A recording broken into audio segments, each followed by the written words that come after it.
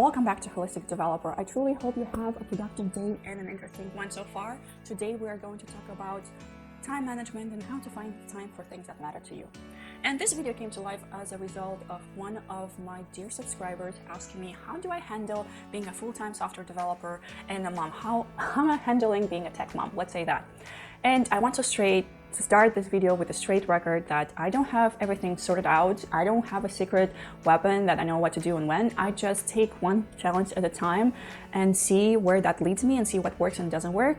And one other thing is that whatever I accomplish and I'm able to do, it's a team effort. It's my husband and I and my daughter as well, because she's a part of the family. And the same is true for my work. It's a team effort as well. So in this video, I'll be sharing a few tips and tricks that I am doing to save time for things that matter to me. But before we go to talking about those things, we have to determine how much time do we have in a day for the things that matter to us. So to do that, I would like to look at a week worth of time. So any living person on this planet has 168 hours. So you have to subtract the things from the time that you do on things that you have to do on a regular basis, and there's no way that you can live without it. Things such as, let's say, sleep. You have to sleep. So if we subtract sleep, like let's say 56 hours a week, then 40 hours for work. Subtract food, personal care, activities like household activities and other things. If you subtract that, you'll get to a number that you can use for the things that matter to you. So if I do my numbers, I get somewhere about 23 and a half and 24 hours left for me in a week. And what I do, I like to divide that into 7, so 7 days in a week, to see how much time I have. So it's somewhere about three and a half hours that I have after everything that I need to do on a regular basis. And then I determine what do I do in that time. And in that case, I can probably read a book or go for a run. I add things that matter to me. So I would recommend to do the same. Determine how much time do you have in your day after you subscribe the time that you have to spend on things that need to be done anyways. You're still watching? You're still there? Good. Now I can share with you the things that me and my husband do to save time and streamline operation for things that matter to us. And we'll be sharing simple tips that work for us. And those will be in 2 categories: things that we do in our personal life and things that we do in a professional life. First one is meal prep.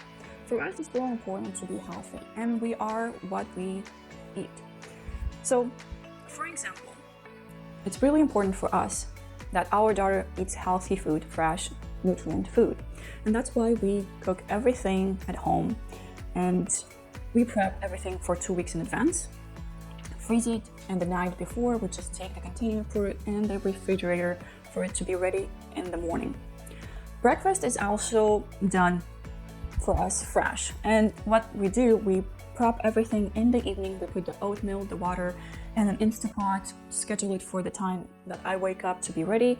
So I just pour it into the to-go container and drop it off with my daughter at daycare. So that way she has hot and fresh breakfast and food that we prepped for her. Number 2, try to save time with scheduled items. I mentioned that we start our breakfast with oatmeal. We always eat oatmeal in the morning.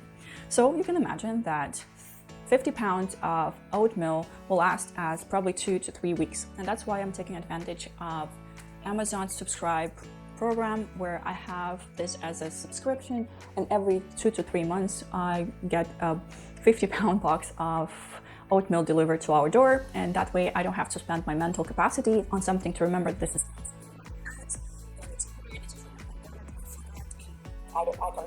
I can spend that time on something else. Along that line is also scheduling. Let's say everybody has to pay bills, right?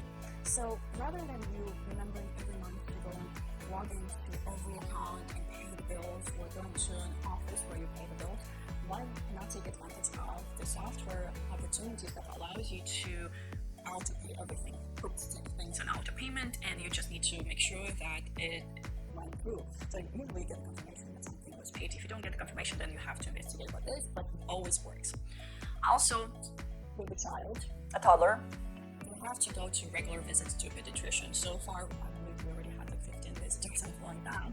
And what we do, we take advantage of the provider having an app that allows you to schedule the appointments. So I scheduled everything way in advance. I put it in my calendar, and that way I save time. I don't need to remember and have that in my mind that, okay, 9 months I have to schedule, 12 months I have to schedule. You got the point, right? So those are the things. Also, another thing that I do, and this tip, maybe you won't like it that much, but it works for me. I don't really like to walk the mall and search for clothes or something like that, at least not on a regular basis. So what I do currently is use Amazon Wardrobe.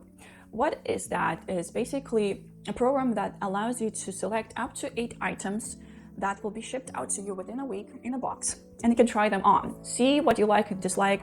Whatever you like to keep, you can keep it, and what you don't like, you send it back in the same box with a prepaid shipping label, and you pay for the items that you only keep.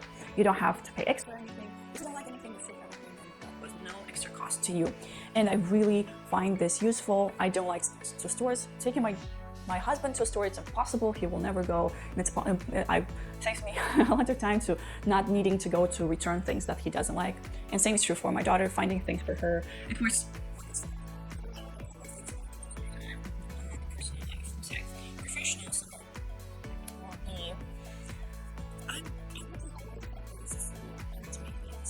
And automate things such as reports, writing reports. So let's say if my team is working on something and I want to see the progress, where they are and what they do. And before I started to automate this, what I was doing on a regular basis, I'll look on their Kanban board and see what progress they are making, which ones are being worked on. So now I'm using Microsoft Flow. I created a flow that every morning will send me a report where I will see the project that I'm working on or the team I'm working with, what they're working on, and I see the status where it is, and then I can take informative decision about that. Same is true for the things that I have to report to the project stakeholders. Let's say to my direct report, I need to tell him how I'm doing and what things I'm been working on and stuff like that, and I need to do that once a week. So before I was spending about 30 to 45 minutes to do that report. Now I just have a Microsoft Flow that sends that report automatically every week at the same time, and I don't have to waste my energy. I can spend those 30 minutes to learn something else or do something more fulfilling than writing a report. So that's Microsoft Flow. Another thing, it's also used for like if I know that I'll be taking a week off or a day off, or God forbid I'm sick and I cannot go to work or something like that. I have also Microsoft Flow in place where I press a button and my manager is notified that I'm taking time off. So that's just small things. Also, learn to delegate. There are things that you probably mastered, and there are things that you can better do and focus your time on something else to be more productive. And if you are in position to delegate, please make sure that you are taking advantage of that to delegate things to somebody else who probably will enjoy that task more than you would do, because probably it's an important journey for them and that you had a chance to learn that or do that before. Also, this might sound a little bit weird to you, but I'm trying to be focused and present on the tasks that I do. And in order to do that, you cannot multitask. There is no really thing as multitasking. You're just switching tasks, and when you do that, you just waste more time. So that's why I have a rule that I'll be checking my email twice a day, in the morning and in the evening. That way, everything in between is something that I'm focusing on. On that topic, whatever I want to do, I'm trying to spend quality time on that and be focused, and that's why I'm trying to do focus blocks. So if you look at my calendar, you will see that I have things that are scheduled for my things that I want to work that week, and I have them color graded. Green is something that I need to learn, orange something that I need to think about is basically design, red is something that's critical, and so many other things, but that's beside the point. So what I'm trying to do is make sure that whatever matters to me to be accomplished that week, I put it on the calendar and I work solely on that without being distracted with something else. And if somebody else needs me, they won't be scheduling a meeting during that time that I initially was thinking to work on that. And I make sure to leave open space on my calendar for collaborations. My final tip, and a really simple one, is to learn to say no. You will be amazed how much time you will save to say no. But you need to know when to say no. Don't just say no to everything. Say no to the things that won't be beneficial in the long term. So those were the tips that I wanted to share with you, the things that we do to save time. one key takeaway from this video is to determine how much time do you have and make sure that you have time for things that matter to you. Make sure that you are taking care of yourself. You have time for you, either to sleep, either to dance, sing, read a book, run, walk, whatever you want. As long as you take care of yourself, you will be able to take care of the people you care about, and also to do a tremendous job at your work.